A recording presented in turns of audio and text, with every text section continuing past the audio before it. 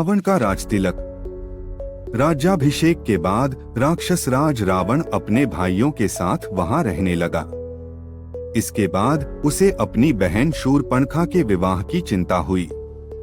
उसने अपनी बहन का विवाह कालका के पुत्र दानवेंद्र, जिसका नाम विद्युजित्व था, के साथ कर दिया।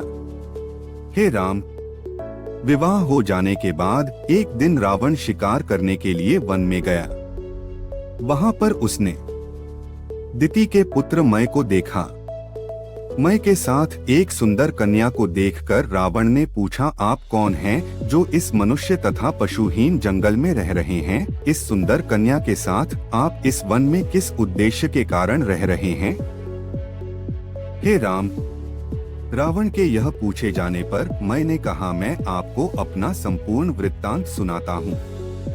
यदि आपने सुना है तो आपको ज्ञात होगा कि स्वर्ग में हेमा नाम की एक अप्सरा है।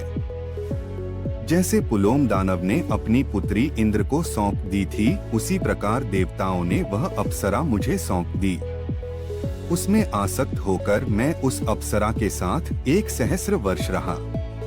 14 वर्ष हो गए वह देवताओं के कार्य हेतु स्वर्ग चली गई। मैंने उसके लिए एक संपूर्ण माया नगरी की स्थापना की है। वह नगरी मेरी माया से निर्मित मणियों तथा हीरों द्वारा विचित्र शोभा से परिपूर्ण थी।